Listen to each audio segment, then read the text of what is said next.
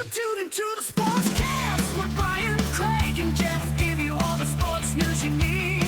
We give you outspoken thoughts about all the headlines. We talk baseball, football, hockey, and more. No matter the topic, we cover it. Get ready for the show and keep it outspoken. Keep it outspoken. We keep it outspoken only on the Sportscast.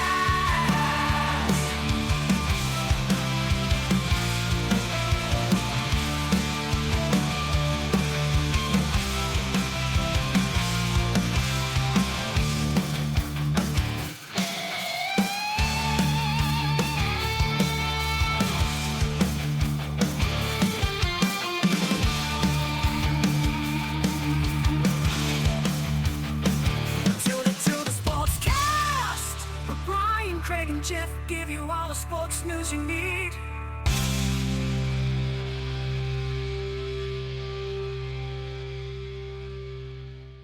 Hello, everyone. Welcome in to Watson's Playbook.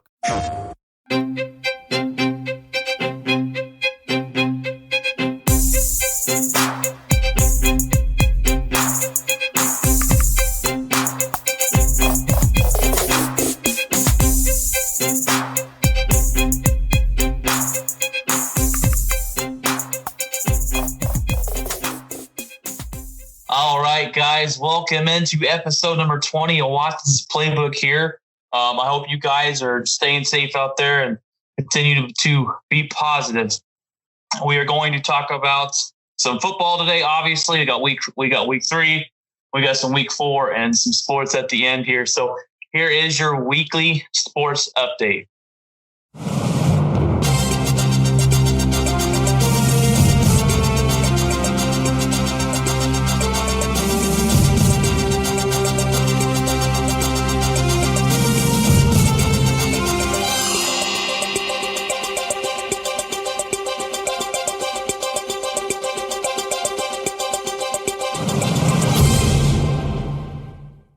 Number 1, we got the Falcons blow another 15-point quarter lead for the second straight game.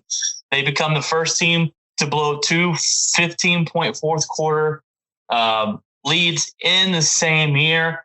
As the Bears look to like they were going to lose the game, they end up benching Trubisky and bringing in Foles, who comes in and throws 3 touchdown passes. And they end up beating the Falcons 30-26. The Falcons are now 0-3, and it puts the Bears to a surprising 3-0. There is a lot of things that need to be fixed with the Atlanta Falcons. They've got to fire their coach. They've got to make a change because something has to change. This offense is too good to be this bad. They don't have much of a defense. This was in Atlanta. 2 15-point quarter leads. That is ridiculous. And we all know they're all known for choking against the Patriots in the Super Bowl. So we all know how that went, and it doesn't look like it's going to change anytime soon. Number 2, the Bills stampede a 21-3 lead versus the Rams. This game I really wanted to watch. I really couldn't watch it. But it's just 2 teams that are supposed to be really good this season. The Bills are the team that I predicted to win that division this year, take it over from the Patriots. The Rams were a good team last year. They went 9-7, but this year they seem to be a little bit better. The Rams make a comeback. They come firing back, but they fall short 35-32, as that leads to the Bills being 3-0 and leading that division. Number 3 here is the Titans kick a 55-yard field goal to pit the Vikings 0-3. This is pretty funny. As me being a Packers fan, I like to watch a lot Vikings fail. The Titans go up 3-0, or they're 3-0, and they won 31-30. Number 4, Joe Burrow outduels Carson Wentz and the Eagles, but in the end, the game ends in a tie. Burrow was through for 312 yards, 2 touchdowns, and Wentz had 225 yards, 1 touchdown, and 2 interceptions. The Eagles look pretty bad right now. They haven't won a game yet. I don't know when the next time they're going to win a game. They've been riddled with injuries. Carson Wentz is playing like one of the worst quarterbacks in the league. They did not play a good game. Joe Burrow came out and played pretty dang good. just couldn't get it done. And they tied the game 23-23, first tie of the season. Number 5, Texans try to avoid falling 0-3 as they start out with their toughest schedule in Houston Texans history, and they fall short. Their offense scored 21 points in the first half, and they failed to score a single point in the second half. This is a game I watched. In the first half, Texans looked really good. They scored 21 points. Going to halftime feeling good about yourself. The Steelers offense was struggling a little bit, but that Steelers defense held them to 0 points as the Steelers come firing back. And the Steelers are a legit team. They're 3-0. They're playing really good. Big Ben's playing really good. They got him back from the injury from last season, and their defense is what's going to drive this team to victories. So that was a good game, but just the Texans, they were bad in the second half. I was sitting there watching that game going, I talked about it last week. This is almost a must-win for the Houston Texans. To go down 0-3 and make the playoffs is extremely, extremely difficult. And I figured they'd come out on fire. And they really, this first half they did, second half, they looked bad. So the Steelers are looking good right now. 28-21 victory over Houston. Number 6, Russell's 5 touchdowns too much for the Dallas Cowboys as they win 38-31. They moved to 3-0. Dak Prescott put up an impressive game with 472 yards, 3 touchdowns, but he turned the ball over 3 times. And Russell Wilson had 315 yards and 5 touchdown passes. Both these defenses are horrible. The Cowboys can't cover nobody. The Seattle Seahawks can't cover nobody. But the big difference here was Russell Wilson. He's an elite quarterback. He had one heck of a game, didn't turn the ball over once. They should have had another touchdown on the board, but DJ Metcalf caught this big bomb from Russell Wilson. I believe it was about 45 yards from Russell Wilson. And as he caught it about the 3-yard line, he slowed down a defender, Diggs, who got beat on the play. He's a rookie that they picked up this year. He's going to be pretty good for them, but being a rookie, he got beat, but he made up for it. He knocked the ball out of DK Metcalf's hands. It goes out of bounds, and it's a touchback. So they should have won by more. They were up by 15 points at one point. Dak Prescott came firing back, but couldn't get the job done ultimately. Number 7. Oh, man, number 7 is a great one. The Packers get the last laugh as they beat the Saints in a thriller. This game was back and forth all night. I stayed up late to watch this game. Packers won 37-30. The biggest play of the game was Taysom Hill fumbles late and leads for Aaron Rodgers to drive his team down the field and win the game ultimately and put the game away. We went up by 10 late, and the Saints drove down and kicked the field goal, and they couldn't get a successful onside kick. This was a great game. Aaron Rodgers comes out. He throws 3 touchdown passes. He's looking like the old Aaron Rodgers again, and I'm excited about this team. Super excited, super stoked about this team. I'm trying not to get my hopes up, but we are looking really good. Right now, in my opinion, we're the best team in the NFC.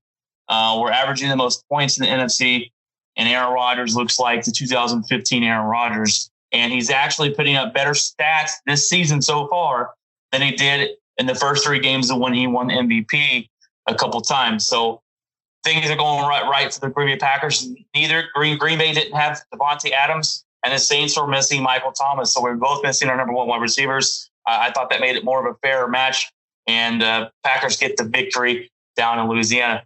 Number 8, this is the game of the week, Ravens versus Chiefs. I picked the Ravens to win in the pick'em game that I'm in with my buddies. I said the Ravens are going to come out. They're going to step up to the challenge. You know, the Chiefs has been their kryptonite, and that did not happen. I was the only one to pick the Ravens in the pick'em, and everyone else picked the Chiefs, and I was wrong. Chiefs come out and dominate. That's just straight up and simple. They dominated all night long. Patrick Mahomes had 385 yards and 4 touchdowns. If you go look at the stat sheet, it's pretty interesting that all his wide receivers, starting wide receivers and tight ends, were pretty much used. They all had about 60 to 70 yards. So he got everybody involved. Everybody was cooking that game. The Ravens scored only 20 points. Chiefs won 34-20, 14-point win in Baltimore. Lamar Jackson only had 97 yards passing and 1 touchdown. He had about 60 or 70 yards on the ground, and they continue to beat the Ravens kryptonite. Now, the Ravens are a good team. There's no reason if you're a Ravens fan to hang your head low, but they've got to figure out a way to beat the Chiefs because in the playoffs, they will run into each other more than likely. And they have got to figure out a way to slow down Patrick Mahomes, put some pressure on him, and figure out a way to win. And it's going to be tough. I think the Chiefs probably repeat this year, but we will see. I don't know if that's going to happen. All right, guys. I got my good buddy Jeff on the line. How are you doing, Jeff? I'm good. Can you hear me good? I can hear you good. Loud and clear. All right.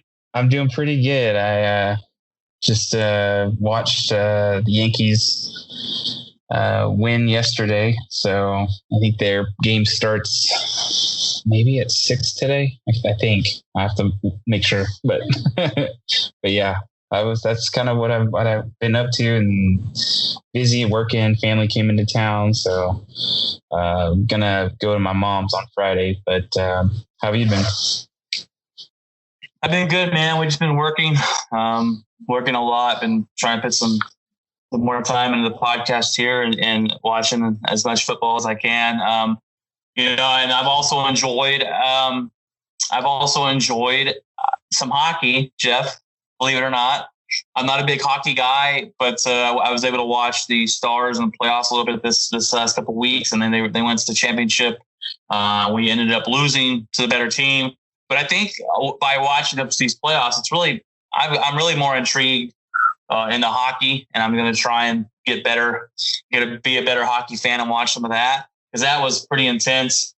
And honestly, watching the Texas Rangers play baseball has got me turned off from watching baseball this year. I really haven't watched too much baseball. I know the playoffs are going on, and we'll get into that in a little bit here.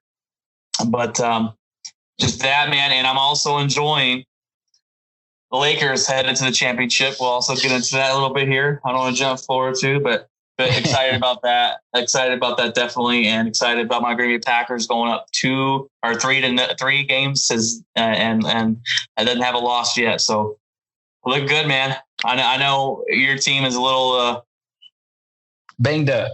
Yes. Banged up. Yeah. So maybe not as fun as you to watch the Broncos play, but at least you got your baseball. Yeah, I've been focused on baseball. The Broncos, really what I've focused on is trying to figure out if who they are, what their identity as a team. So it's more of me when I'm watching, I'm not really expecting much. I just want to see what these people can do, what these players can do. So I just want to see, they're so young, at least on offense. So I just want to see some like Jerry Jeudy. I want to see what he can do. I mean, even though the season isn't going well, like I just want to see what these guys are capable of doing. Right. For sure. Y'all put up a pretty good fight against Steelers last week. You only lost 26-21 against them.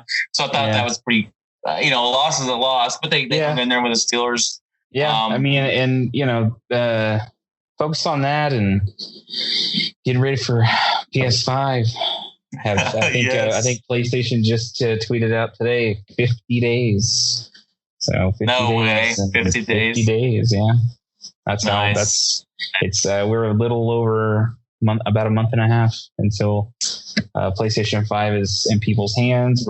I think we're going to finally see some full hands-on this next week. There's going to be a lot of YouTubers and hands-on video, and I think we'll see the UI and stuff like that. So it'll be cool. It'll be interesting. I might do an unboxing video. Dude, no. You definitely got to do an unboxing video and put it on YouTube or whatever. Yeah. When I get one, I'm going to do one, even though I know there'll probably be a billion of them. I'm going to do my own unboxing video. Yeah, absolutely. That's awesome.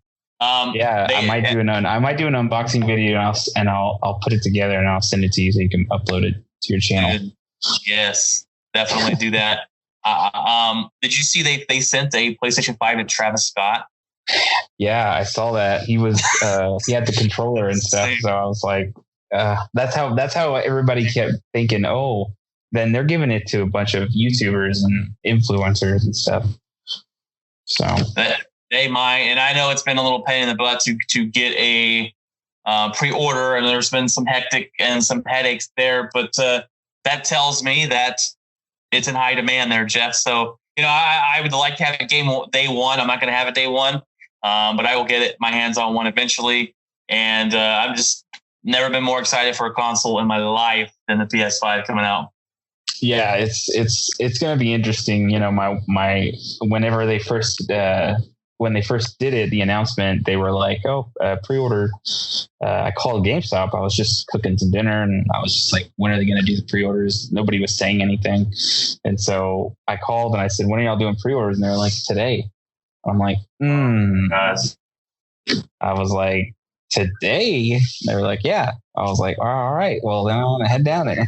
So it's like, I went down there and I pre-ordered it. And I was like, well, my wife wants one too. So he was like, one per household. And I'm like, wait a minute, what? So I was like, how does that work? Even if she came in here on her own and did it. And so he kind of was like, maybe if you went to another store. So I went to 2 GameStops and pre-ordered 2 digital editions because the way they set it up was real weird. And it's like, well, my wife's going to want one. So when I did it, the guy, I initially asked him, I said, is it all right if I pre-ordered, even though if I pre-ordered it somewhere else? He's like, it's 2 per household. I was like, okay. He's like, what are we doing today? I was like, pre-ordering a digital edition. He's like, okay. So I don't know what, they never canceled it. I never got an email or said they were canceled it or anything. So right now, I guess I have 2 in 2 different stores, but it's under the same account. So, I mean, I don't know. They haven't canceled it. And I've heard people people are saying, Amazon canceled my pre-order. And I was like, I think they heard that if you got a confirmation number and you put money down, they can't cancel it. Nice. So, yeah, I mean, I don't know why they would. There's a lot of people that are pissed that people got more than one, but I'm like, hey, man, if you can get it and you have the money, by all means. I mean, the thing is if you're getting that just to scalp it, that's not right. But if you're getting it to actually use it, and if you're getting it to actually use it, which is exactly what my wife and I. We play games. She plays different games. She's looking forward to the Assassin's Creed game. I'm looking forward to playing COD on it. So it's like we play different stuff, but I'm not scalping it. Like that's the crazy part. And then I've seen that a lot too. Yeah, I've seen a lot of scalping and stuff like that. But look, I'm going to get one when I can afford it, and that's perfectly fine with me. But I just can't wait for it. And that's, I mean. Anybody wants to know any more things about it, just keep your eyes peeled next week because it's going to be a treasure trove of hands-on videos, gameplay videos, teardown UI videos. It's going to be crazy. I cannot wait to see the UI. We're going to finally see how fast this SSD is, and I saw a report that it's even faster than what we thought initially. Which is that's crazy. Insane. Yeah, that's insane. All right, man. Well, I think it's time we jump into week 4. We're going to talk about the week 4. We got 5 games coming up for you. We're going to kind of break into that, and then we're going to talk about some surprises so far. 3 games headed into 3 games into the season. Some surprises that you might have noticed. So let's go ahead and we'll jump into the top 5 games of this week. And number 1, Jeff, is the Texans versus the Vikings. And this is going to be an interesting game because both teams are 0-3. So someone's going to drop to 0-4 and basically have their playoff dreams probably demolished. And the other one will be 1-3. This game, the Vikings aren't the team that I figured they would be. Last year, they had a really good year. They had a good defense. They had Stephon Diggs. They had this good offense. And they've had a decent quarterback. Kirk Cousins, to me, is a decent quarterback. He's too inconsistent. They got rid of Diggs over the offseason, and their offense has struggled. Kirk Cousins has struggled. And this defense really has a issue in covering people from what I've seen. all their players are really young and rookies in the safeties and cornerbacks. Aaron Rodgers tore him up in the game 1 of the season. Then they went on and Kirk Cousins did horrible against the Colts. I'm going with the Houston Texans to win this game. I think their quarterback is too good. I think he's going to be able to outduel Kirk Cousins, and I think they're desperate right now. Look, I thought the game last week when they played the Steelers, I thought they would be in desperation mode. They didn't look too good in the second half there, but they could put two parts. They can hit both halves together. I think they can come out and beat Minnesota. And Deshaun Watson is a very good quarterback, so I think he'll have any problems beating the Minnesota Vikings. I'll say that too. I mean, in terms of their defenses, which one's the best? I would assume Texans, but I'm not sure about the Vikings. Well, the Vikings defense last year was really good, right? And so I figured we would see the same thing. They lost Everson Griffin to the Dallas Cowboys this year, and he's actually done nothing for them. They got rid of Xavier Rhodes, which actually he was falling off there. But he went to the Indianapolis Colts, and this last week he was the second highest rating quarterback or first highest rating cornerback of the week. So maybe he found something different there in Indianapolis. So they're missing them in Minnesota. They did lose a couple pieces, but their defense has got some players on it. Anthony Barr just got injured. He's a good linebacker for them, who I hate because he's the one that broke Aaron Rodgers' collarbone.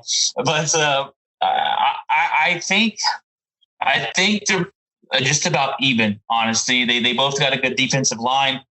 J.J. Watt with the Houston Texans, when healthy, is good. I think the coverage team is probably better in Texas. I got to give them a nod for a little bit better defense, but they're not great defensively on either side or either team. So yeah, I'm taking a look right now at sportingnews.com, and at least in these are fantasy. That's not going to be it. Yeah, let's see. I'm just taking a look real quick. Minnesota, they gave up 43 points the first game to the Green Bay Packers. They just gave up 31 to the Tennessee Titans, and then they gave up 25 to the Indianapolis Colts. So give the first, 25 points is okay, I guess, to give up. But when you give up 43 in the 30s, it's that's not too good. But I think I trust the Texans in this situation. Honestly, are they playing in Minnesota? I think they're playing in Houston, actually. I think I go with the Texans then. For sure. No. For sure. For sure. We'll see what happens there. All right. Week 4, number 2 here. The second game is the Steelers versus the Titans. And these are the opposite of the last 2 teams we just talked about. They're both 3-0. So someone will get their first loss. I think this is an easy pick for me, Jeff. I do not believe in the Tennessee Titans. I do not believe in Ryan Tannehill. And I do not believe in a run-first team.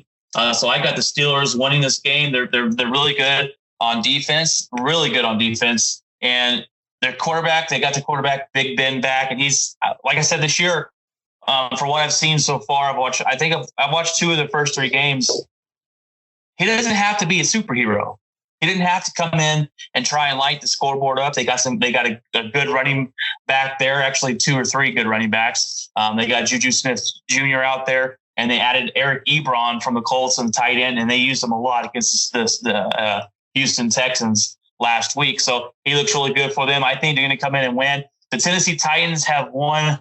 I think every game they've won this year has been by a last-second field goal. So they're relying on field goals and not relying on scoring touchdowns. And that's just never a good combination. Every one of their victories this year have been on a 3-point last-second field goal. And even when they beat the Denver Broncos to open up the season, it was all by field goals. So I don't trust the Tennessee Titans. I'm going to go with Steelers to win that game. So as a Bronco fan who has seen both of these teams play the Broncos, so I have a little bit of a different perspective on this.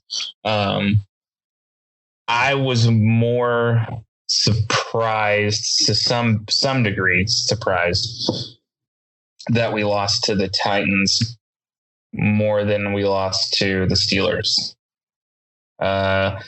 because it just, to me, I was like, okay, Tennessee, I mean, that game seemed like it was going to be kind of a luck game. If we won, it would have been like, oh, we got the ball and kicked the field goal and we won. Like, but it was the other way around for them. We ended up coming back. That was the game that Drew, I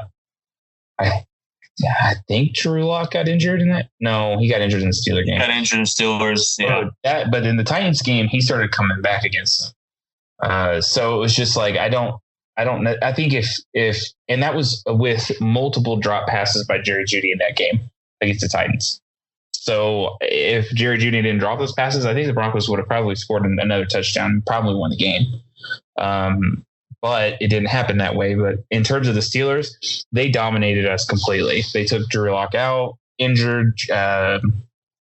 Sutton was injured, I think, in that game as well.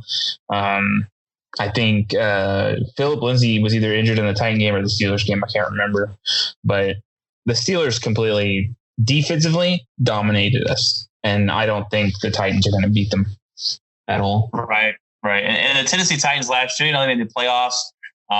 They brought Tannehill in, and he did a decent job for them. And the run game, they rely on Derrick Henry a lot. And I'm just not big on a team that relies on a big run game. That they beat the Patriots in the playoffs last year, but that was Tom Brady, and he is washed. So, I just don't believe in Tannehill.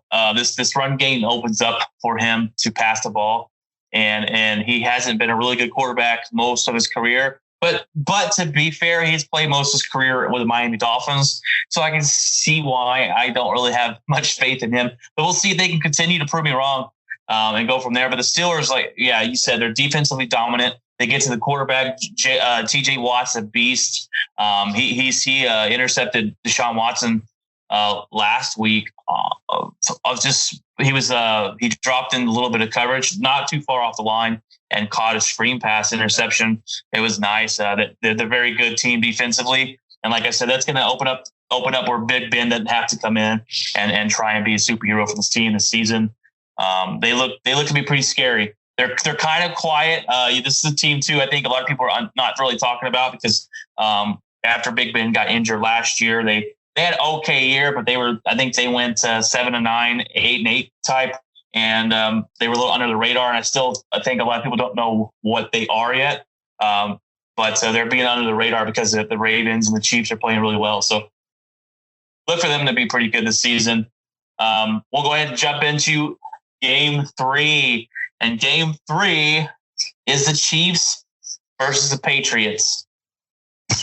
And the Chiefs are 3-0.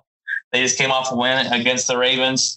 And the Patriots continue to win. They're 2-1 right now. They lost to the Seattle Seahawks. That's their only loss of the year, so it's not a bad loss facing Russell Wilson there. They dominated the Raiders last week, who just came off victory, beating the Saints. So the Patriots in that game, I got the Chiefs winning. I don't think the Patriots got enough to win. They do have Bill Belichick, so it's really tough to go against Bill Belichick. But I think we all want the Patriots to lose. Jeff, we're tired of them winning so much, and even now they're still winning with Cam Newton. And Cam Newton's actually played pretty good this year. He doesn't look injured like he did last season. But I just think the Chiefs offensively is going to be able to do more, put up a lot of points. And I don't know if the Patriots have the defense to stop them. Now that's their strongest point on the team is their defense. And it always has been, but I just think the Kansas City Chiefs, the way they beat Baltimore Monday night this last week was they were throwing touchdown passes, Jeff, to offensive linemen. They had all these tricks up their sleeves. So they might have to pull some of that out against Bill Belichick, but I think they take that and continue to go undefeated. I think Bill Belichick's going to outplay Patrick Mahomes. I'm kidding. No, everybody, when they talk about the Patriots, like, they got Bill Belichick. So it's interesting. I think this is going to be a close game. And if it's a close game, I think I'll go with the Chiefs on that one, because I think Patrick Mahomes, if the ball's in his hands at the end, there's no way. I think he'll just dice up that team and get the team down there either to kick a field goal to win the game or seal it up with a touchdown. Right, and that's the thing, Jeff. Like that's the thing that frustrates me too. Is if my team, the Packers, go, I don't need to chill out a little bit. If they go to the Super Bowl this year, Jeff, when we play the Kansas City Chiefs, we're not winning. I don't see us winning. So I'm like, please, someone beat Patrick Mahomes. Please, someone stop the Chiefs. They just continue to win. Shows you how good he is. Andy Reid, how good he is. And it's crazy because last week they played San Diego Chargers and they almost lost. They had to go to overtime, and so they do have a couple games where a year will they we're like, oh man, the Chiefs didn't look really good. But when it comes to playoffs and Super Bowl and all that, the Chiefs don't play. Even if they're down by 21, they'll come back and beat you. So that's just the power of their quarterback. That's the power of Andy Reid and his team, and their team. They brought back basically everybody, so they didn't really lose anybody. And they added a running back from LSU last year, and his name is Clyde Allaire. He came out with the first game of the year, and he had 125 yards. The first game for a rookie running back, so that was really good. I think that's actually a record for a rookie running back. But they just look too good, and the Patriots, they're going to have to play one heck of a defensive game. And I think if they keep it close, I think Patriots could win if they keep it close. But Cam Newton's not going to be able to turn over the football, and they're going to have to play one heck of a defensive game. I mean, I do think it's going to be close. Patriots have a good defense. I think it's going to be close. Chiefs have a good defense. It seems like it because in terms of rank wise, they're one of the top. I think they're in the top 10. Yes, right now. Now, last year they ended the season. Their defense started off slow, but for the last, I think 6 games of the season, they had the number 1 ranked defense. For those 6 games, not only do they have the defense back, they have the best quarterback in the league. And when you can add those 2 combinations, it's tough to beat them. So hopefully we're not looking at another dynasty there, but we'll see what happens. It'll be interesting. I think just keep an eye on that game. It's going to be a close game. I don't think it's going to be a blowout. I would be very surprised if it was. Right. As good as Mahomes is, Patriots do have good defense. They do. And they gave up 35 points to Russell Wilson, but that's Russell Wilson too. And they made a really good point. I'm going to break a little bit away from here, but they made a really good point on the radio today. I was listening to 105.3 The Fan, and they were talking about how the way football has gone, right? It's gone into more of a passing league, and they made rules harder for defense to kind of block the wide receivers and cover them. And so when your defense gives up 300 yards passing and 30 points nowadays, that's it's done quite often nowadays. So I think we got to change a little bit of how we look at defenses, kind of on how many yards are given up per game, because the offense is so powerful nowadays, and they throw the ball all over the field, and the defense has been handicapped a little bit by what they're able to do, and with penalties and the rule changes and all this stuff going on. So we got to, I think, giving leeway to the defense is better. So 35 points, especially to a quarterback like Russell Wilson, it's not that bad. They almost beat them. If Cam didn't get stuffed on the goal line stand, they would have beat the Seattle Seahawks, and they would be undefeated. So, the Chiefs, they're probably going to come out and score 30 points. We'll see. If it turns into a blowout, then that's because I think Cam Newton possibly turned over the football through a couple interceptions. Yeah. But like I said, I think you're right. It will be a close game, and Bill Belichick doesn't get blown out like that usually, ever. So no, and it's rare. I think I've only seen the Patriots under Bill Belichick blown out like twice. Right. Seriously. Right. There was a game. I think there was a game like 4 years ago in Foxborough, and like everyone were walking out by halftime. I was like, that's weird. Well, this doesn't happen to the Patriots, right? No, not really. All right, Jeff, the next game I got on the list is number 4. It's the Bills versus the Raiders. And this is an interesting game. The Bills are 3-0. I predicted them before the season started, I did a podcast episode. I predicted them to win the division and win about 10 games, go 10-6. And which is hard. I didn't know who to pick between the Patriots and the Bills. And I went with the Bills because I thought their defense was really good. And then they added Stephon Diggs, which he's been their best wide receiver for them. And he opened up the offense a lot. What's his name? Josh Allen, their quarterback, has actually been playing lights out. He's actually in the lead right now for, I think, MVP if he continues to play at this level. Russell Wilson's up there too, and so is Aaron Rodgers, but he's up there as with him. Interesting stat they said was in his last 12 games or heading back into last year, he's thrown 33 touchdowns and only 3 interceptions. So he's been able to progress and get better each week. He's placing the Raiders this week, and the Raiders are a team that I don't ever want to count out. With John Gruden and they came on and they beat the Saints, and you're like, oh man, the Raiders beat the Saints. What the heck is going on here? The Raiders, you kind of don't know what they are. That's kind of a team you're kind of a little bit scary when you can't figure out, is this team legit? Are they not legit? They were pretty bad last year, but they were banged up last year.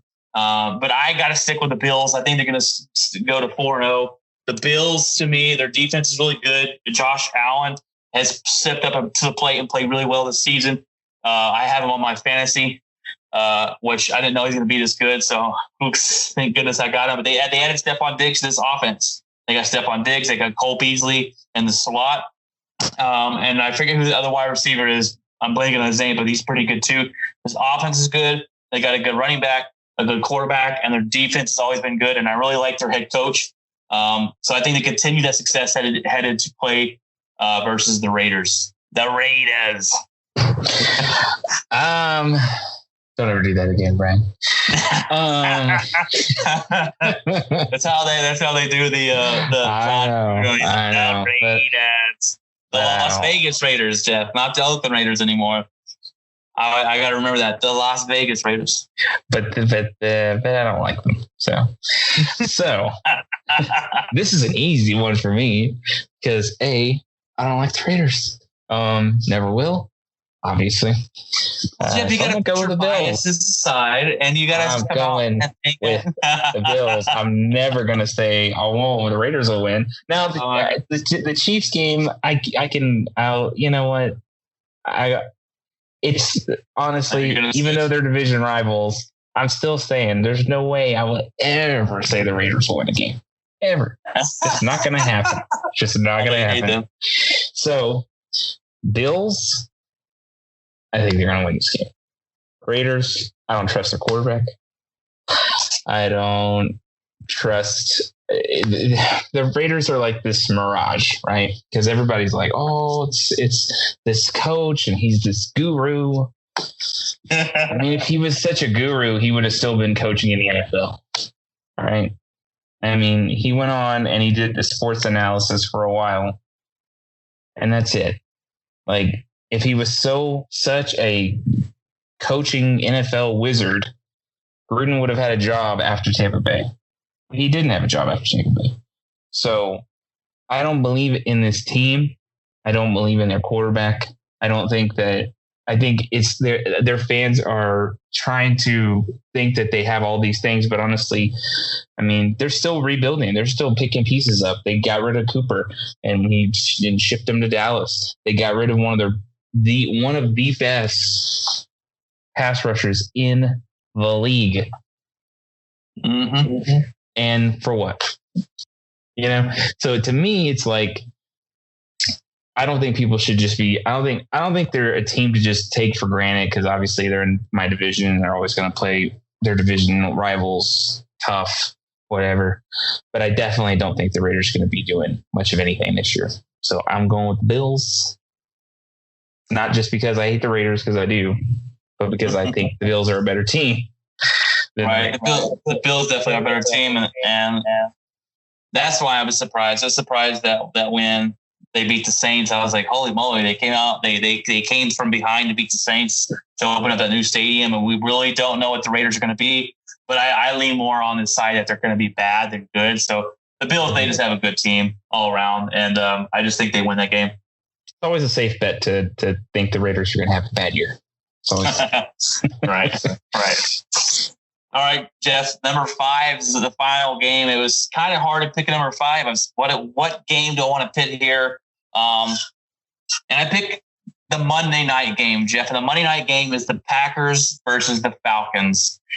And to me, this is an interesting game. And I say that because of this. First of all, we're 3-0. Atlanta's 0-3. We're looking to stay undefeated. They're looking for their first win. They're desperate. And Atlanta always plays us very good, Jeff. For some reason, Atlanta plays us really well. Their defense is trash, though. Actually, Jeff, I saw this thing that made me laugh a little earlier. Green Bay has the number 1 offense in the league right now, and the Falcons have the worst defense in the league right now. They're ranked number 32. So it could be a game where we blow them out. But like I said, the Falcons are an interesting team because their offensive power, they have weapons. They have Matt Ryan, who's a good quarterback. They got a top 5 wide receiving crew. Their offensive line sketchy. They've actually put in, I think they spent so many first round picks on their offensive line, and they're not that good. And their defense is trash. Their defense is garbage. I'm going to go with the Packers to win this game. I'm going to stay up late and watch it. But, I just think they win. And I think what leads me to hesitation is the Falcons' offensive weapons leads me to hesitation against the Falcons. But the Falcons are 0-3. We should win this game. But I picked this game just because Atlanta plays as well and their offensive weapons. But I got Packers winning, and they should win pretty easily. Well, this is by far the worst game of the week. Okay. No, that's Thursday night, Jeff. That's Thursday night. You're probably right, actually. And we got to pick that game too. I was like, I don't even know who to pick.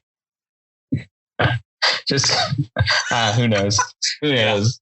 It'll end in a tie. You don't have to pick anybody. I'm going to flip a coin. It'll end up 3-3. Yeah. So, first of all, how the heck can you trust a team that can't even pick up onside kick? I don't know anybody who can. That's pretty pathetic, especially again when the ball's rolling.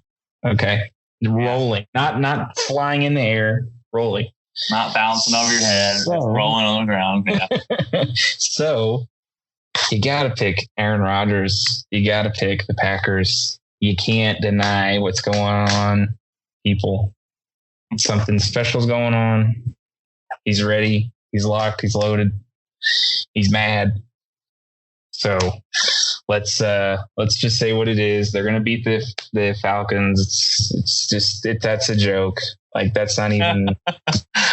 It's a joke. It's an absolute joke. If the Cowboys can drop, how many points they put on Falcons last? 40. 40. 40. Just think what Rodgers is gonna do.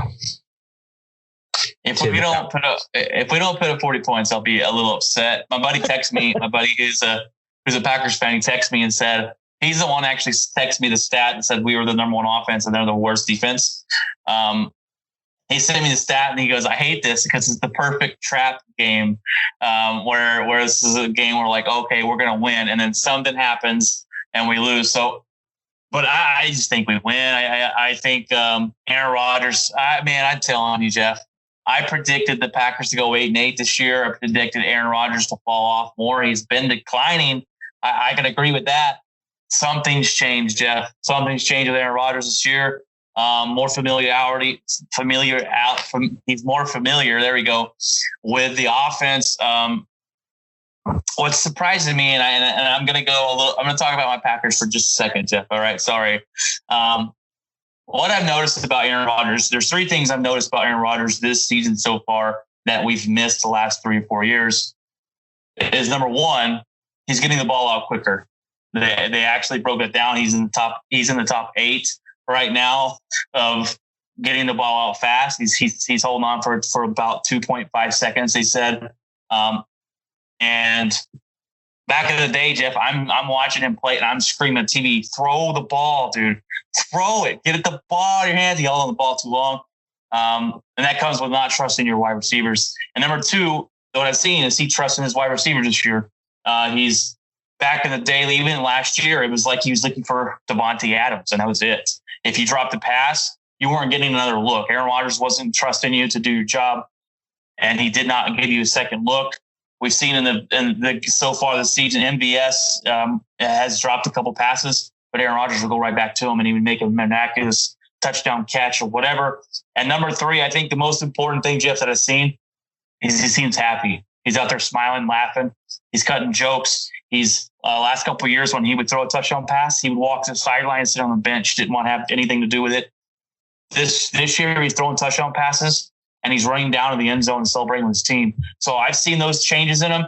I don't know what he's come in. He over the offseason, he said he went back and watched the tape on his games when they won the Super Bowl in 2010. And he's in a better headspace. I don't know if that's because he broke up with Danica Patrick. That's what everyone keeps talking about. He's taking shots at Danica Patrick, but something's different. I think him and his coach meshed well. We're a very balanced team. When I watch the Green Bay Packers, Jeff, we're extremely balanced. We run the ball a lot. We throw the ball a lot. We've got a great head coach. I like his mentality. I like him. I think they fit well, and I think that's why we've seen a resurgence in what we've seen in Aaron Rodgers so far. They talked on the radio today. It's how has Aaron Rodgers gone back to looking like he's the 2015 quarterback instead of the last couple of years. So I've totally changed my mindset on them. I'm being optimistic now. And yeah, man, I'm just super excited watching this season. Yeah, I think this is one of those.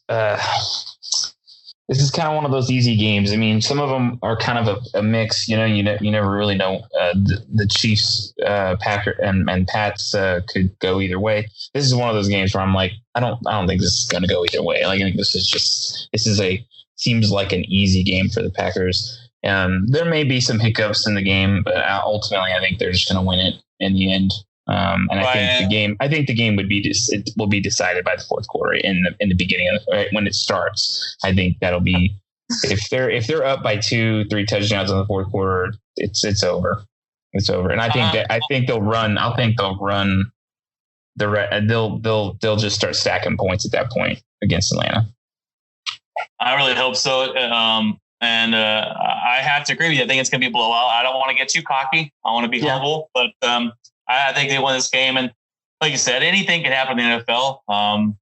An injury, whatever. Right. What? Atlanta cannot jump on a football. Remember. Yeah. Cannot. So here's an example. Just in case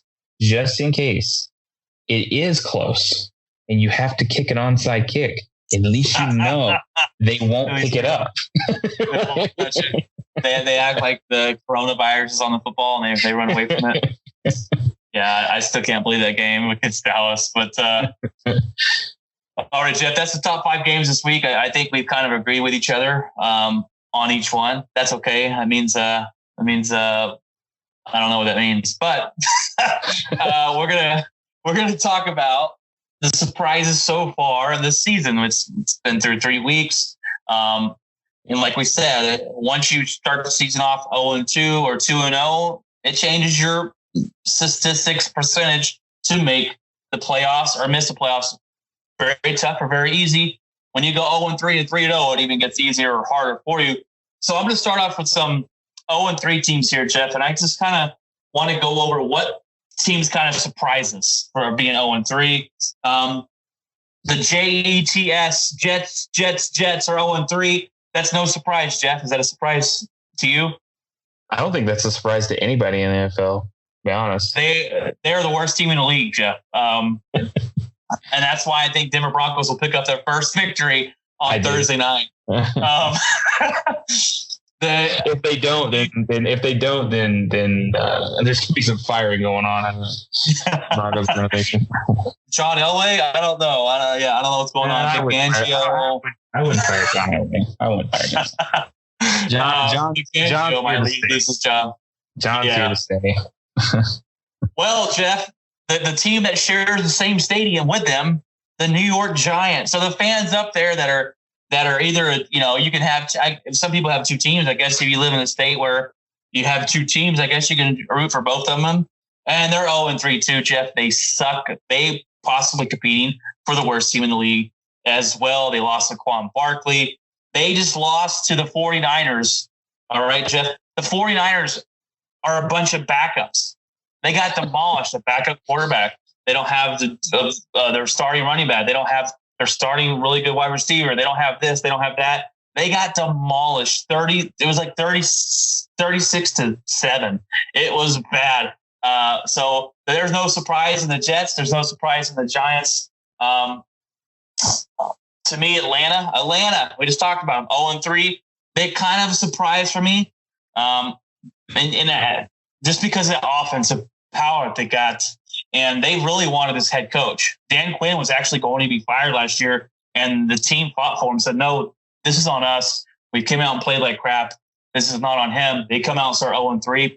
They're going to be 0-4 this season or after this coming week. They're surprised only because of the talent they got on offense. I think they need to fire their head coach. Is Atlanta really a surprise to you, Jeff? It kind of is, actually. Because not too long ago, they were one of the top teams. I think at one point they had a really good defense. This was all in the last 4 years or so. Yeah, it's been 4 years. Yeah, so I personally, it's surprising. I think also their quarterback, I think, is decent. I think he's really good. So I think it is a surprise.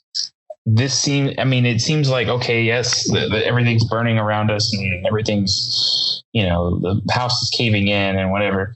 Even if they go 0-4, which is a very high possibility, still think Atlanta has that weird thing where they could sneak in, get hot at the end, sneak in and take some people out in the playoffs. But it all has to start clicking after this next week. Because I just don't. Yeah, we'll see. I just don't see it happening against Green Bay. But it just seems. Yeah, you got to look at their division too. They will go 0-4. They got to face Tampa Bay. They got to face Tampa Bay twice still. Tampa Bay's kind of found their groove a little bit. They got to face the Saints. They are in a tough division. You go 0-4. It's almost a death sentence. I don't think they're going to win it. I had them. I think I projected them to be third in their division just because their division's tough. They probably still will be third or maybe even last place because the Panthers are pretty bad too.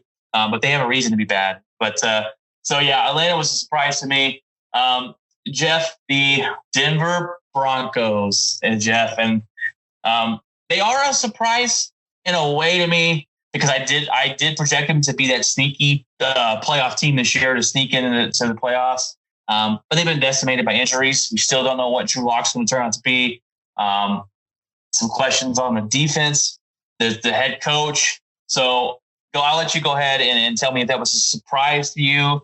But right now it's not a surprise what they're doing because of all what they've lost so far this season. But what about you? It's a surprise mainly because I want to finally see all the pieces come together. And it's right when you think, oh, okay, here we go. The season was about to start and everything was in place. Everything. Quarterback, wide receiver weapons, offensive or the running back situation. O-line seemed like it was getting better. Von Miller, Bradley Chubb back. He missed an entire year last year, which really messed things up because Von Miller didn't have very many sacks last year. And it's because he got triple teamed, double teamed. And it's horrible because now it all started with Von Miller. Von Miller gets out. Okay. All right. We lost Von Miller. Sucks. It's going to affect us negatively, of course. Bradley Chubb's not going to get very many sacks. He's going to get double teamed now. and then it just started caving in, man. One after another. Drew Lock, Cortland Sutton, Philip Lindsay. It was just, and now we have, I think Sutton's out for the year. Done. Yep. He's out. And Locke may as well be out for the year. Because, I mean, and you hear some rumors, it's like, well, Locke might come back next game. Bull crap. Like, if they said anywhere from 4 to 8 weeks, come on. Like, first of all, he's going to have to get back into trying to throw in a practice situation and make simulated games happen. Like, that takes time. And even if he did come back, do you trust him not getting hit again? I don't. So I would rather him just not. Just don't do it. The season's a wash. Just go with it. Go with it. See who we have. See who's going to produce, so that come next year, clean slate, a whole new season, we can finally get back to put these pieces back together. Maybe we'll finally have a true off season where nobody's getting hurt, where everybody has that ability to get in game day shape, that kind of stuff. No COVID, where it's back to normal. Right. Where it's just, I just think that really, honestly, that whole thing of just start the season right now, like that really messed things up. That really messed things up. You're seeing it with the 49ers. You're seeing it with the Broncos. You're seeing it across the league. And it's this injury craziness that's going on. And it's unfortunate. Right. I don't know what happened with Von Miller. I would assume that he would have been more prepared, but it is what it is. I think Von Miller was more of a fluke injury. Yeah, I don't think it was being unprepared. It was one of those like freak accidents. Yeah, I think it was like that. I think Locke, it was being prepared. I think Sutton, it was being prepared. I think that a few other people on our offensive, Philip Lindsay. I think Philip Lindsay seems like he is prepared, but I'm not sure exactly. He played the Steelers. I don't know what was going on. There was actually a few hits on Sutton, or not Sutton, but Jerry Jeudy from the Steelers that were very questionable. I mean, helmet hits, where I was like, okay, what's going on here? So it's just, I don't know what's happening there, but it's just, this season to me is like, let's just get through this and see what we have. Is Jerry Jeudy who we think he is? Let's find out. He definitely is. He definitely is. I think you got to bring Drew Lock back, though. I mean, you've got to see what kind of quarterback he is. A quarterback's the most important position, and you really need to know if you have one or if you don't, because if y'all finish in the lower tier, you could possibly draft a quarterback, maybe. But I don't know. I think they're going to keep Drew Lock. I think he'll be a decent quarterback. But it's just too new for him right now to really figure it out. And he really, I mean, he went 4-1 in his last 5 games with Denver last year. Yeah. But he really didn't have a true offseason with the team, so that kind of hurt him. Yeah. And you have to take into consideration, we got a brand new offensive coordinator right when all this stuff happened. So it's just kind of like new scheme, new whatever. I'll say this much. The first game we played against Tennessee, there were some passes that Drew Lock made where I was like, what is this? That is crazy. Cross the body pass, dart right to Fant for a touchdown. It was like, that was a veteran throw. I was just like, that's insane. That to have that kind of accuracy, cross throw your body like that, throwing across your body is insane. The other thing is, he had in that same game, there were some questionable throws. So it's just like, I think he's got to get the jitters out, iron out the kinks. And a lot of and the other problem is some of it's not just inaccuracies from Drew Lock, but also this team has to gel. They're so young, dude. They're right. It's like, I think they said the average age for the Broncos offense is 25 years old. Super young. Right. Which is good for your future, but then at the same time, you're right, is they've got to gain a connection and they've got to have a feel for each other on the field. And that's what I agree with bringing Locke back to some degree, but I just worry. I just don't want him to get hit. If I see him come back and that first hit, dude, I'm going to cringe Yes, it's called the Tony Romo effect, Jeff. That's why it's been named. So, but no, you're exactly right. Even in Green Bay, last 2 seasons, Aaron Rodgers just about talk about gelling. We all were like, man, where are the wide receivers at? We only have Devontae Adams. That's it.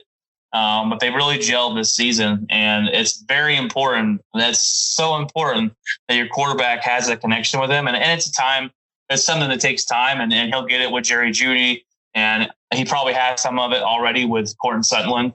Courtland Sutherland, did he get hurt last year too? Sutton was, something, I think towards the end of the season, maybe. I know Chubb was out for the whole year. Sutton was kind of on and off, but I think it was something they didn't think anything of it. But he came into the season this year hurt. Yeah. And that was the thing, is that they wanted to play him, I guess. But it was one of these weird injuries that if you played him, the likelihood of him getting injured would be worse. And because the type of injury it would have cost them an entire season. So it was they either sit him out and for the rest of the year and just heal it up and let's just go again next year, or try to put him out there. And they were talking about injecting him and stuff. And I'm like, I don't want to hear that. Like, that just sounds horrible. First game of the season, you're ejecting you're one of your star wide receivers. That doesn't sound good. So it's just kind of like, you hear that at like the playoffs or something, not the beginning of the season. So it didn't look good. So The fact that he got injured and he's out for the year isn't too surprising, but it's not good either. That's one of Locke's favorite targets. So even if Locke comes back, he's got to find Jerry Jeudy. He's got to find Noah Fant. He's got to find other targets. Obviously you have Melvin Gordon in the backfield. I don't know when Philip Lindsay's coming back. There's rumors he might be back next game. So who knows? He had turf toe, so he probably will be back. Nice, yeah. All right, man. Well, the next team I got is the Houston Texans, and I don't think it's a surprise, just because the fact that if you look at their opening schedule, it's probably the toughest in the league. And like I said, the first 3 games of the season, they played teams that had an average winning percentage of over 700 or combined for over 700. It's literally the toughest opening start in Houston Texan history against competition.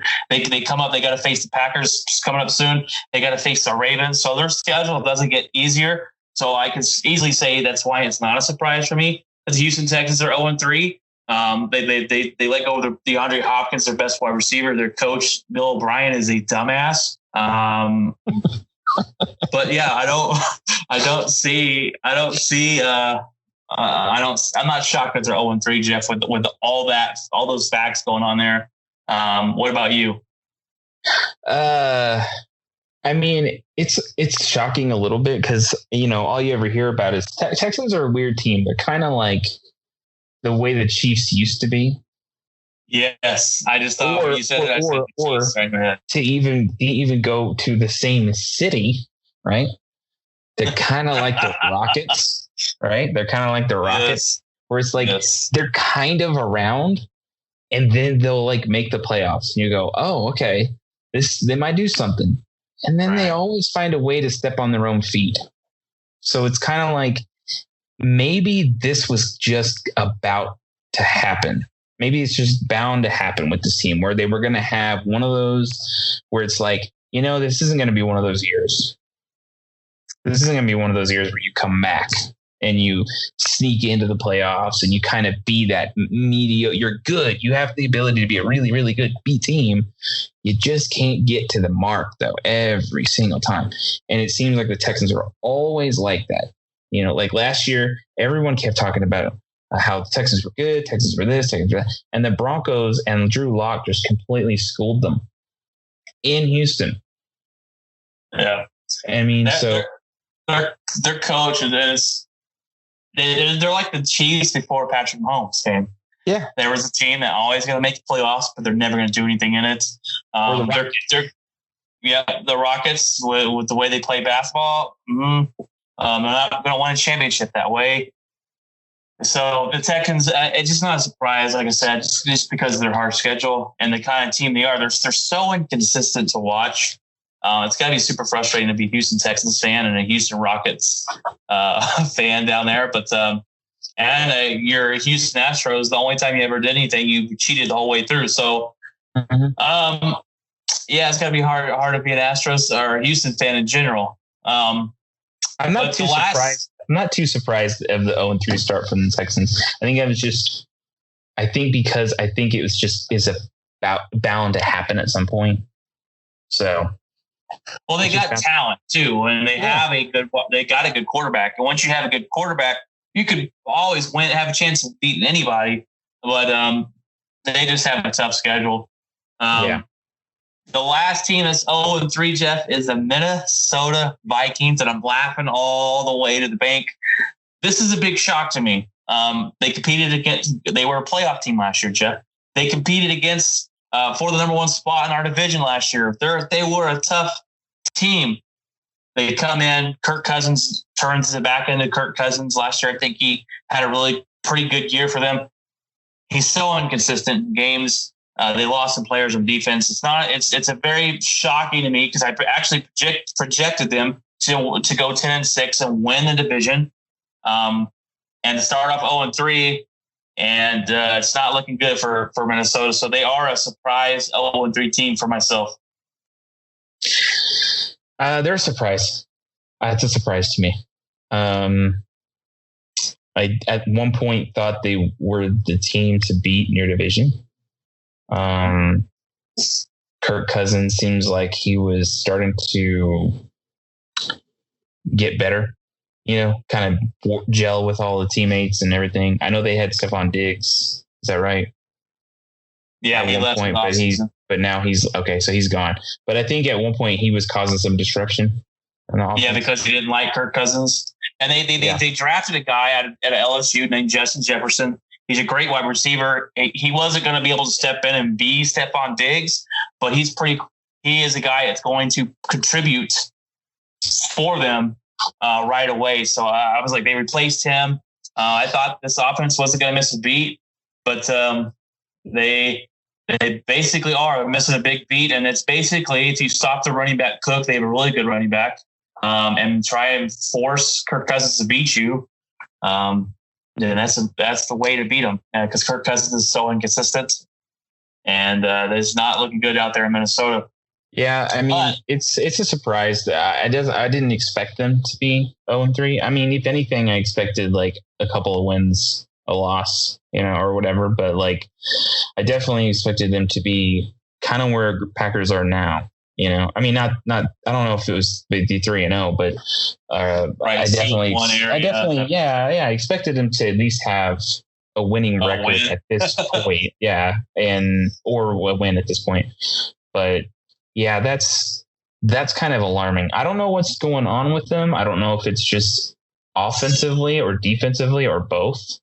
Not quite sure what's happening in Minnesota right now, but it's not good. And if it continues this way, I don't know what their coaching situation is like, but that would be the thing to be looking at probably.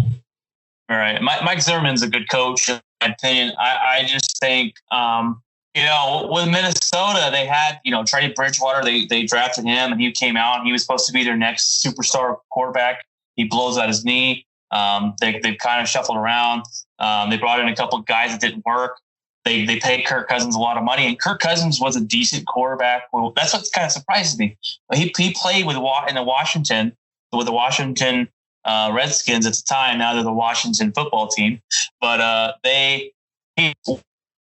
numbers when he played with Washington, they didn't really give him a lot of work with, and he still had about 4,000 yards a year. I'm like, oh, well, if Kirk Cousins goes somewhere, if he goes somewhere that has a team, I think they could be dangerous. They picked him up, and they have a team. They have quite a bit of talent around him, but he's just too inconsistent for me. And I've watched him play in this division for the last 3 years, and I think this is the last year of his contract, if I'm not mistaken. So I don't know if things are going to get mixed up there in Minnesota at the end of the year, depending on what they do, if they're going to get a new coach or what's going to happen. But so yeah, they had a lot of problems with Stephon Diggs. He didn't like Kirk Cousins, and he basically forced his way out of Minnesota. And I didn't think they were going to miss him that much, but they are missing him on the offensive side. Green Bay dominated them, Jeff, in the first game. They beat them 43-34. It was actually a lot further than that apart. There was just some garbage time scores from Minnesota. They stepped it up last week. They played the Tennessee Titans. They lost by 1 point. So I think they're starting to get better, but it's just not there yet for them this season. Yeah, that's I don't know what's going to happen in the season and the off season for them, but that's going to be something to look into. Definitely. All right, Jeff, we're going to jump on the other side here. Teams that are 3-0. If there's any surprises of a 3-0 team, then we'll put these out. We'll point those out. Now, Seattle, that's not a surprise. We knew Seattle was going to be good. They win 10 games a year, no matter what. Usually, this defense is horrible, Jeff. They allow over 400 passing yards a game. But Russell Wilson, an elite quarterback. I'm not surprised at 3-0. I don't think you're surprised at 3-0. No, I don't. I mean, exactly. They pretty much have been taking care of business. Russell Wilson's been taking care of business. I think that it's not surprising at all. Offensively, it's not surprising. Their defense is trouble, but offensively, yeah, I think it's the same old, man with them. Same old. You're exactly right. They and I think they seem to open up Russell Wilson a little bit this year. That was my biggest pet peeve with Seattle is they like to run the ball a lot, and I think that hinders them giving Russell Wilson, their best player, the chance to win the ball games. And this year, he's come out. He's just been amazing. He's on the MVP path right now. So I think Seattle is 3-0, and I think exactly where they should be right now, headed through the first 3 games of the season. The next team I got is I talked about them already a lot. The Green Bay Packers. They're 3-0, and they are a surprise for me. And I will say that. I will say I project them to go 8-8. We were 13-3, Jeff, last year. We had a lot of lucky. We had a lot of luck go our way last season. We were 13-3. We were the luckiest 13-3 team. Like I said, Aaron Rodgers looked to be on the decline the last couple of years. So I did not project us to be very good. So this is a surprise for me. Now, it's a good surprise, obviously. So are you surprised that Green Bay has started off to such a hot start? Yeah, mainly because see, I don't follow them too much because that's right. It's a different conference, conference, and yeah. So I don't really follow them too much, but I hear you talk about them. So then right. Whenever you're talking about them, I'm like, okay, I can see. And it was surprising. The draft was kind of surprising because I watched the draft. And I was like, you drafted a quarterback. That's going to shake things up, So it was interesting. And then I hear you say, okay, he's going to have a bad year. Yeah, it's a bit of a surprise. I will say that much. Just go based off of what I hear from you. It definitely is. And that was my biggest pet peeve. We were 13-3. We had a lot of luck go our way. And what I mean by the luck is we beat the odd. The odd we were 9-1 against 1-score games. That's not the odds. The odds say we went way over the mark. Your defense usually doesn't carry over. We had the best red zone defense last year. We had a lot of sacks. We had a lot of picks. So that usually doesn't carry over. I just figured with that, the decline of Rodgers. Last year, I took him out of the elite category, Jeff. I did a podcast. I said, look, he is no longer elite. I'm taking him out of the conversation for being an elite quarterback in the league. And he's come in and made me look foolish. And I totally love it. I'm fine with it because I'm wrong. My team's succeeding. But my biggest problem was you nailed it. The draft was god awful, Jeff. The draft was garbage. It was the worst draft I've ever seen Green Bay draft. We got no value in our picks. Sure, we picked up a quarterback, and I've heard very negative things about him already as far as his play, and I'm sure he's trying to pick it up. But one of the statements coming out of it was he hasn't shown us in the practices. He hasn't shown us one glimpse of why Green Bay moved up in the first round to draft him. So that's not what I want to hear. But only time will tell with him. And we were one game away from the Super Bowl, Jeff, last year, and we did nothing to help out our team this year. Nothing. We didn't do anything in free agency. We didn't add on the draft. So I figured we're just going to be bad this year. But 3-0, man. So 3-0. That's all I can say. It's a surprise for me too. We're actually going to go in the same division, Jeff. The Bears. The Bears are the biggest load of crap 3-0 team I've ever seen. They are a fraud, Jeff. They are a fraud. This defense is good. They can't figure out who the quarterback's going to be. Mitch Trubisky. They really should be 1-2. But the Lions blew a fourth quarter lead. They were up. Mitch Trubisky scores 3 touchdowns in the fourth quarter, so beat the Lions. And then they played last week against Atlanta, and Mitch Trubisky's garbage the whole game. They put Foles in, and he comes back from 15 points down on the Atlanta Falcons, who suck too, and they win that game. I'm like, come on, people, beat the Bears. The Bears aren't that good. Their defense is pretty good. They got some talent there. I just think that the Bears are the biggest fraud on this 3-0 team or 3-0 list here. I definitely will agree. I mean, how do you bench your quarterback and still be 3-0? Yeah. I mean, they can't go back to him now. They cannot go back to Mitch Trubisky. You don't think so?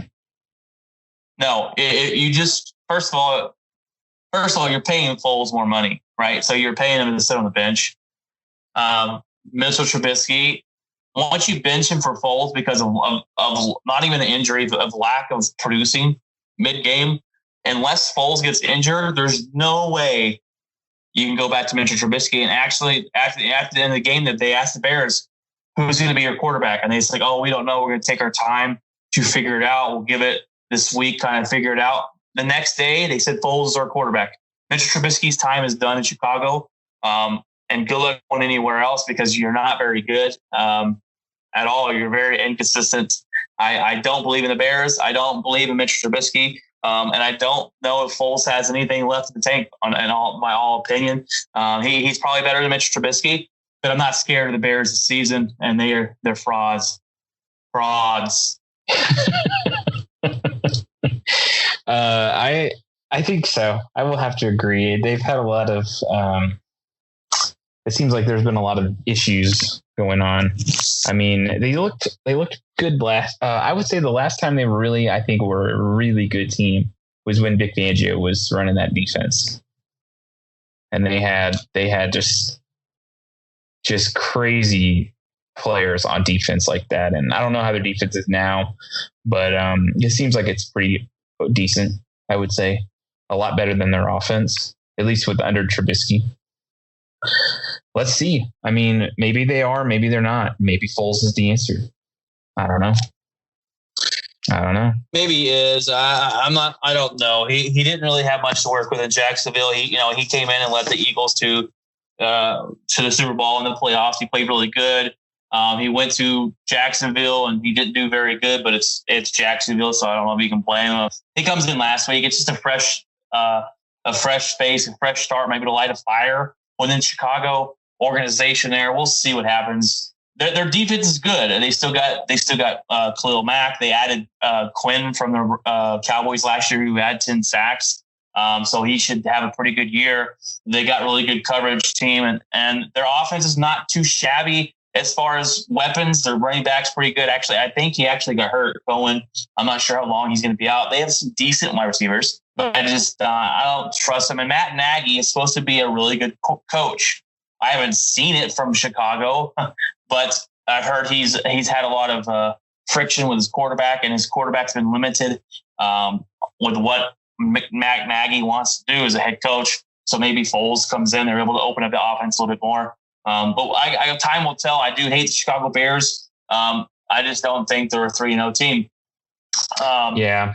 So that's just a lot going on. Question marks on what's going to go on with the head coach. If they have another losing season, who's the quarterback going to be? And when you have quarterback questions like that, brings a lot of question marks on who they really are. I don't think the Chiefs or the Ravens are surprised. I mean, come on. There's no surprise there, right? The Ravens are 2-1. So they're not on this list. But that was because we didn't know about the Monday night game yet. But the Chiefs are no surprise at all. Buffalo, not a surprise to me at all. I had them winning the division. They're really not a surprise to me. We talked about them a little bit earlier too. The Steelers, not a surprise. I still don't know if we truly know what they are. Like I said, they played Denver and they only won by 5 points. And I was like, maybe they're up and down, but they played Tennessee or to the Texans last week, held them defensively. So they're going to be a defensive powered team. And as long as Ben Roethlisberger doesn't kill them in turnovers, they should be able to win quite a few games. The Tennessee Titans, I mean, Jeff, I don't know. Do you believe in the Tennessee Titans? I don't think so. They just win too many close. The games are too close. Do you know what I mean? Yeah. They're relying on their field goal kicker. Yeah. They're not scoring touchdowns when they need to, or they're not scoring touchdowns. They're relying on their field goal kicker. He had 6 field goals against you guys, against the Broncos. I'm not a big fan of Ryan Tannehill. I don't believe in relying on a run-heavy game because it's easy when you go through the whole season. This is what they did last season. They went through the whole season, not the whole season. Ryan Tannehill came in, I think, I don't know when he came in in replace of what's his name? He plays for the Titans now. He's actually, or the Raiders now. He's the backup. Mariota. Marcus Mariota was doing bad. They brought in Tannehill, who played, I think, about half the season, or a little bit over half the season last year, and they relied on the run heavy team, and that opened up the passing game for Tannehill, who looked pretty decent. But they got in the playoffs and they got shut down. They shut down Henry, and they forced Tannehill to beat him, and he couldn't get the job done. I just don't believe in him. I don't think they're going to might make it to the playoffs. You know, the 3-0, so if you don't make the playoffs, it's hard for them. It'd be pretty bad season if you don't make it going 3-0. But I just don't think they're going to go anywhere in the playoffs. If they do, I just don't believe in them too well. Their defense is pretty good, but I'm just not a big believer in Tennessee. No, and I think their running game pretty good, right? So. Yeah, Derrick Henry's a beast, and they have a wide receiver there in Brown who's really good. I wanted him coming out of the draft a couple years ago as a rookie. He's really good.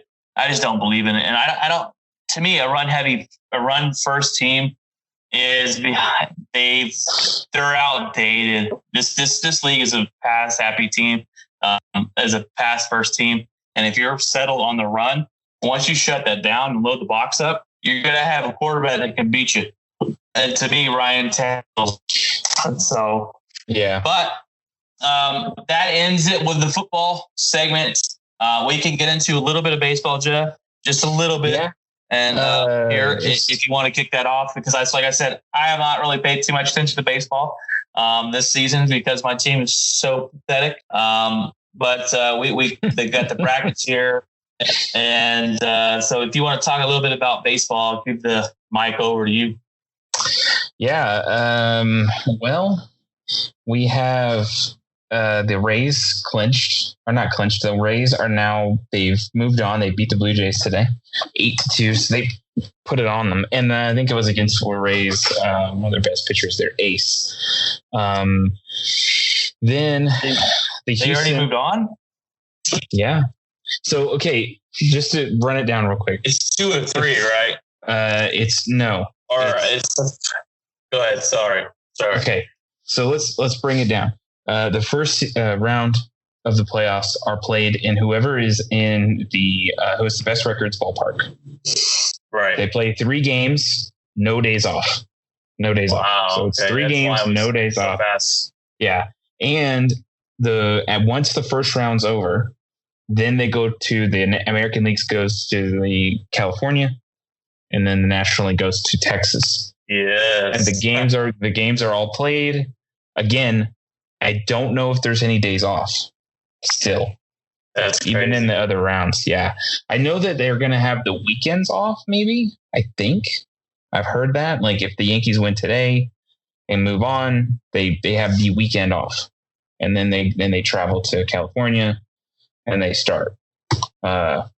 So it's kind of crazy. Yesterday, the first team to advance in the playoffs, in this playoff system, bracket, whatever you want to call it, is Houston.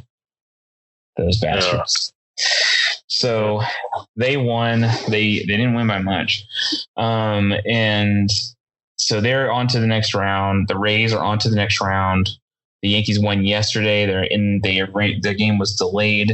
I think they just started just now. There was, I think, a rain delay going on.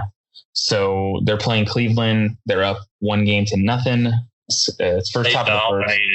Yeah, dude, they took out one of the best pitchers in the game. He was, I think, he was ridiculous. He will be the Cy Young Award winner this year too. Yeah. So that's the second time the Yankees winning in Cleveland and beat a Cy Young Award winner. That happened in 2017, just to give you an idea. So they beat Corey Kluber at his best. So it's crazy that all this is going on. I think the Athletics won today, so now they're tied with the White Sox 1-1. So it's going to come down to an elimination game for both of them. They're going to a game 3. I don't think the Dodgers are playing the Brewers, but I think it's a late game. Other than that, it's mostly American League. I think Miami now is winning.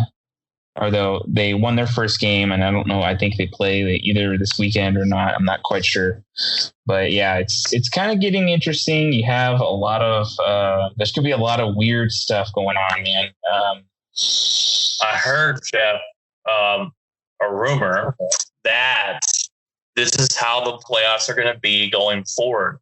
I heard that Rob Manfred wants this playoff. He likes the way it is. They added an extra team for the COVID year. I think they like this. I don't know if they like we're going to play a game every day. You're not going to get a game off, but I think he likes the way this is planning out. I don't know if this is going to be your new playoff format with the first round or not, but it's pretty interesting in my opinion. Yeah. I don't know how I feel about the no days off. I think that's a little crazy. Yeah, and well, they're on a time crunch because of COVID. They got to end. They want to end by a certain period, so I think that's why that's obviously that. But I kind of like this playoff match. This the way they do it. If they give the teams a little bit of break in between. And one more quick note on that is my breaking news is on the ESPN. They just said they're going to allow fans to the ALDS, the NLDS, and the World Series. So that is big news. And we're going to be able to it's the NLDS and the World Series out in California. They still have no fans and stands, but here in Texas they do. So they're going to allow fans for the National League Series and the World Series here. So that'd be cool to kind of go. I don't think I'll be able to get tickets, but that'd be cool to go see a World Series here, even though my team's not going to be in it, but it'd still be kind of cool to go see. Yeah, it's going to be interesting. It's, it's weird because I don't think the Dodgers have played yet. So they play today. They play the Brewers today, game 1. They should win. The Dodgers are predicted, I think, by a lot of people to go on and win it all. But they're usually like that, and they usually choke. So it really depends. Yeah, I think the surprise right now is Miami. Miami beat the Cubs, and they're up 1-0, and their game is tomorrow. Atlanta leads 1-0 against the Reds. There's some surprises going on. I think teams. I would never have thought the Marlins right now. I always thought they were just horrible. Obviously, they got on a hot streak this year after the COVID hit them.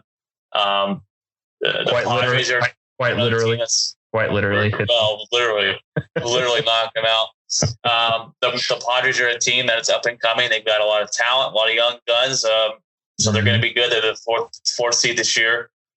So you got a lot of talent there in the NL.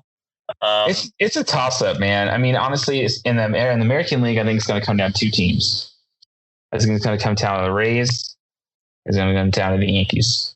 The Rays are insane on pitching, ridiculously good with pitching. The Yankees are this mixed bag. They have some offense that can just light it up. They have an offense that can get shut down. I've seen that this year. The pitching, Garrett Cole, 13 strikeouts yesterday, destroyed Cleveland. It was a joke. It was a joke. 13 strikeouts, one more, and he would have tied Roger Clemens for the most strikeouts in a postseason game as a Yankee. That is insane. Nice. It's ridiculous. So I think it's going to come down to both of those teams. Whoever, because they're going to end up facing each other, and I think they're going to face each other after this round. Whoever wins that, I think goes to the World Series out of those two teams. The Rays are really good, and they're built for some craziness like this. I think Tampa Bay. No, I think Tampa Bay, if they face the Yankees, will be to go to the World Series. Because Tampa Bay is number 1. They face the Blue Jays, number 8. You guys are what? You guys are the 5th seed. You play the 4th. So you would get the easier team out of the other 2 seeds, and the Astros were the 6th seed and won. So if the Astros win, I can't wait. The Astros won. Yeah. Now, if the Athletics beat the White Sox, they're number 2, so you'll face them. If the White Sox win, then they'll go face Tampa Bay. But you're so I kind of want the White Sox to play Tampa Bay, and I want us to play Houston, dude. I want to destroy that team. Payback, dude. Someone's okay. I'm telling you right now, someone's getting beamed. I don't know who. It's probably I can't remember the obnoxious guy. Not Altuve. No, not Altuve, and not the other. Oh, he's obnoxious, dude. He talked a lot of mad crap about the Yankees. He's it's not Altuve, and it's not the other Hispanic guy. Dang it, I can't remember his name. But I think he's the one who got hit by the ball in LA. I think. Oh yeah. I don't know his name. We're all hoping that the Houston Astros. I hope you beam the hell out of them. They deserve it, and I hope I'm going to start a petition, or I'm going to be on social media to continue this through next year, because they only play 60 games this year. We need to continue to have fans. They're going to be crap out of them. As soon as this team's going to be booed for years to come. Jeff, I wish a promotion for the teams when they face Houston. I so wish they would give the fans a mini trash can and a little bitty bat to bang on. You can bang on these little bitty trash cans. Dude, you know the Yankees are going to do something crazy like that. Dude. Just because it's just that kind of stuff is just this something their promotional team would probably do. I could see that happening for sure. It should be. Oh man, I hope that happens sometime when they play with fans. I have a newfound hatred for the Houston Astros. I think a lot of us do. So what's your take now? Now, I mean, the baseball stuff's going on. Everybody, if you really want to watch it, go ahead, tune in. The Yankees are playing right now. I don't know if anybody's scored yet or not, but what about? We got to talk about the Lakers and the Heat. Yes, I have to get into this, man. The Lakers. I was really hoping to face the Clippers. All right, to go to the championship. The Clippers choked away their lead, which is hilarious. I loved it. We played Denver. I picked us to win in 6. We won in 6. I think the Lakers win in 6. And I this is not an easy series, Jeff. I think that we're the big favorite. We're actually big favorites to win the championship, and I think we will. To me, the Heat are an interesting team. They're very well coached. It's actually Spoelstra, who's still there, who coached LeBron James to championships, is going against LeBron James. So that's an interesting matchup. The Heat have a good, talented team. They got Jimmy Butler. He has that right mentality. It's a cutthroat mentality. They have guys. They got a guy that came and he was drafted 13th pick, Tyler Hero. His last name's Hero. I think that's badass. But he scored 37 points in a game against Boston the other night. He's really good. This team, honestly, is the better all around basketball team. In my opinion, they have better players off the bench.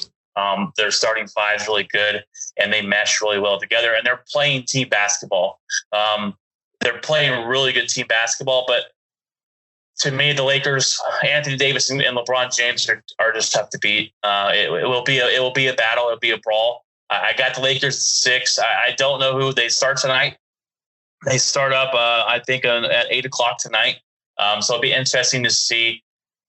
They got the better bench. Our defense is really good. I think it's going to stifle the Heat a little bit. They don't seem to score a whole lot of points. A lot of their games they played with Boston last series, they 112, 110. They beat them 112 to 106, something like that. They never scored. Like the Clippers could put on 135 points, just like that. They don't go out and do that. They play more of a defensive game, but they got players that can score. The Heat do. So it's not going to be a give me. I can see this game. I can seriously see this series going 7.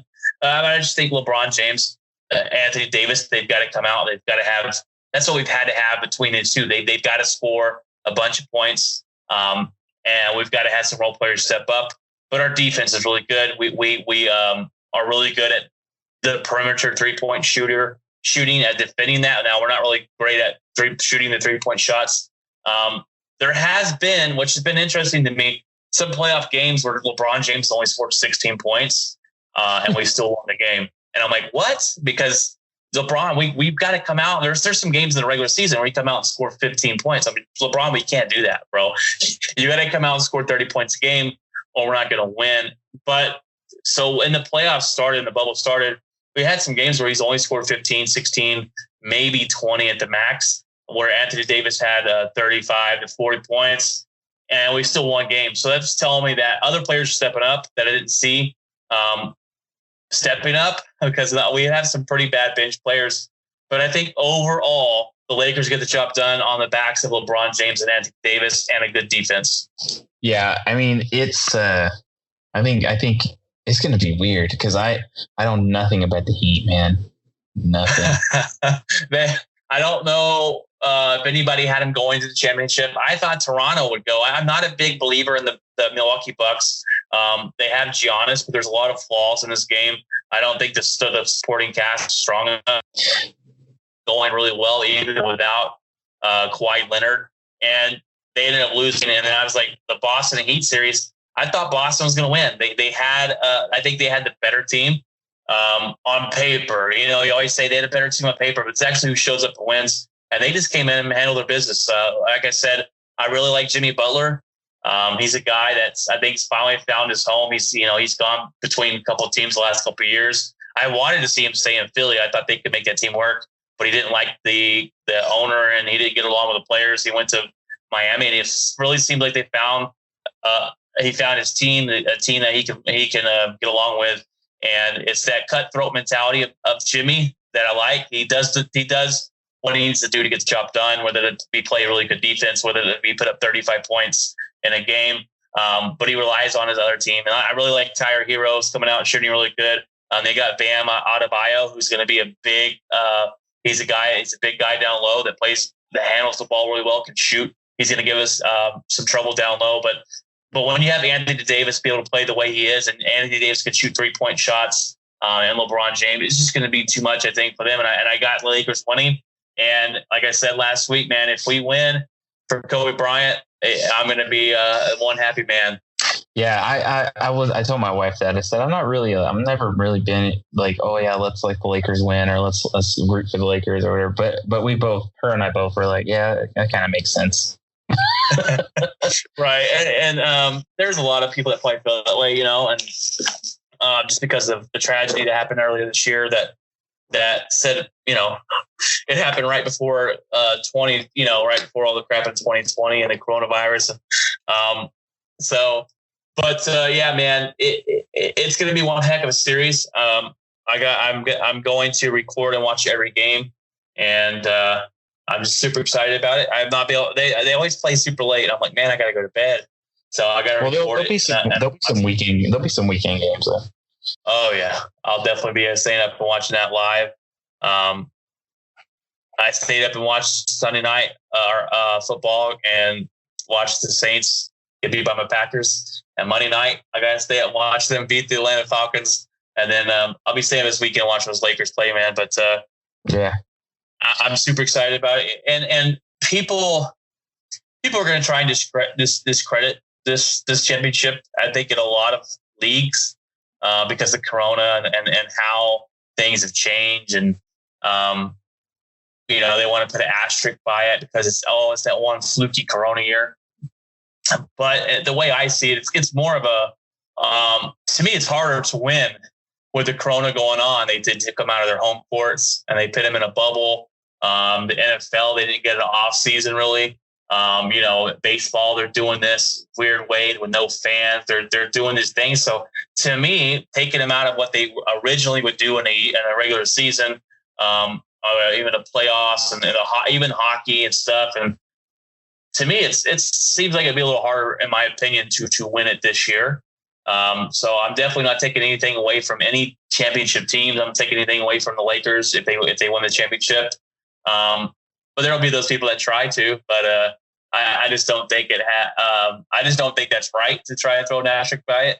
I don't know if you have any thoughts on that, but I've already seen some of that and stuff. Or the NBA's rigged and all. And it's just I'm just like, man, it's ridiculous. So that's just people just wanting to hate. Hating, right? Jealous. Yeah. Well, all right, buddy. We almost went 2 hours. We were an hour and 40. Yes, an hour and 40 minutes into this podcast show. There's nothing wrong with that. Give the fans out there that are listening to us some more content. But we just want to say, we are grateful for those that do listen here in America or wherever you're from. We have some listeners that listen that are out of the country. So we want to thank you guys for taking your time to listen to this podcast. You got any final words or thoughts, Jeff, before we end it? I just think that everybody just needs to just kind of take a look back at the year and kind of see where everything's come from and know that everybody can get through these crazy times. I mean, we got to this point. We have a few more months, and the year's over. And so it's just kind of like, it's almost over. So it's been crazy, but everybody's been good, and hanging in there and stuff like that. And just I think this year showed everybody so far how fragile people are, how human we all are. We're all human. We all live in the same world, and breathe the same air and all this stuff. So it's just, I think that's kind of the thing. It's like, it's easy to forget that in the end, because everybody either they have a team they don't like or bands they don't like, or, argue over this or that. It's like, in the end, I mean, we're all the same. So it's just kind of like, I look at things that way. That's kind of what 2020's taught me. Like, that's like the most vulnerable I've ever seen people. So it's just kind of crazy. Cause I mean, it's easy to be like, oh, that person was acting insane in public or whatever. And they're trying to do everything that you're trying to do as well. It's kind of like when the whole toilet paper thing was going on, you're trying to do that too. You're trying to go get the things you need, so they may be dealing with some dire situation that they need this food right now. It's just kind of crazy, but in the end, I mean, we got through it, at least so far. So I think that, go ahead. You're exactly right. Sorry, I didn't mean to cut you off there. That's one thing that life in general, especially this year, has taught me is, you never know what someone's going through in life. We all struggle through different things. We all struggle through depression sometimes, or we'll struggle with anxiety or anything, and you don't know what those people out there are going through. And a lot of people are quick to judge others. I think if we just slow down and try to maybe help that person out, or give a person a benefit of the doubt type of thing, and have an open mind, then I think you'll be better. And I kind of live by the try to better yourself every day mentality. And I think that's a good way to take it day by day, especially if you're struggling with something. It's a day by day process. I know I sound like Jason Garrett, but it's a day by day, and I sound a little boring, but that's true. Take it day by day, try to better yourself. Just do the best you can. And that's what I think we're all just trying to do, is do our best we can with what we got. Whether that be at your job, whether it be being a husband or a wife, or a father or a mother, and just doing the best you can with what you got. And at the end of the day, thank God for what you have, and try and help those out around you is really all I got. Yeah. I mean, and I put in the last episode, I don't know if anybody found it or not, but I put a link for the My Goliath in the podcast description. I'll put it again this week in the podcast description as well. I think I put it to go to the website. Yeah, I saw that. So I put that on there. I'll continue to keep doing that. So that way people can go and look at that as well. And you've heard Brian talk about it last week. I think he mentioned it a few more times in other episodes. But I would suggest, clicking the link, checking it out, seeing what my Goliath thing's all about. Brian, I think, is running that with a family member. Is that right?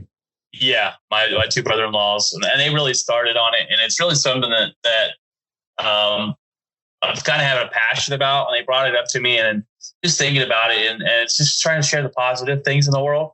And I challenge people out there to use your Facebook and your social medias. That's the biggest platform you have, right? It's just to share the positive things in life, to share those good stories you hear, share something the good that you did during the day or whatever, helping out your neighbor.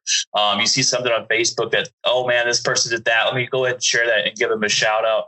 And because the negative is so easy to find in this world today, especially this year, and all the negative things going on with the Trump versus Biden and the race war and all this craziness that we live in.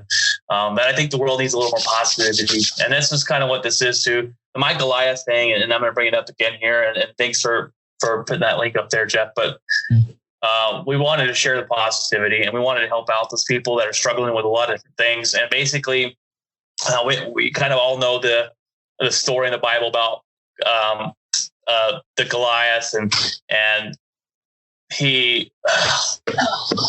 Daniel and Goliath, and Daniel took down the giant with a slingshot, right?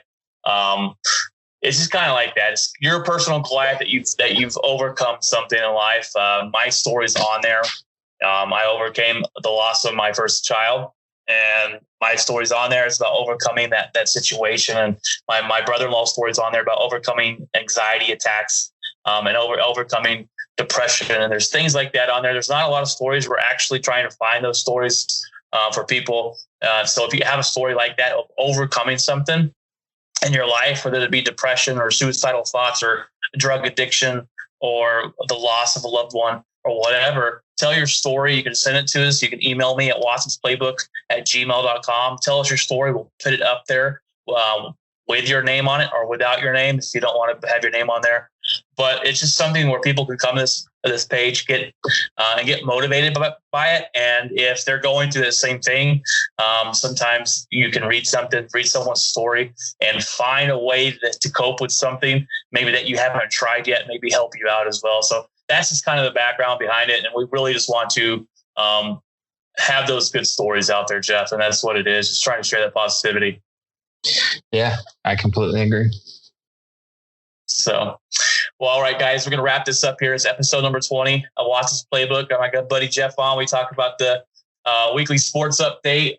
Next week, a little bit of baseball, and we got the NBA playoffs. So everything is going on in the world of sports right now. And Stay safe. hopefully some PS5 stuff next week as well. So we'll get some updates on that. Yes, we'll have those updates out, and hopefully we'll get those next week or pretty soon. And that's about it, guys. I appreciate you guys watching. God bless you. And Jeff, thanks for jumping on with me, man. Yeah, no problem. Take care.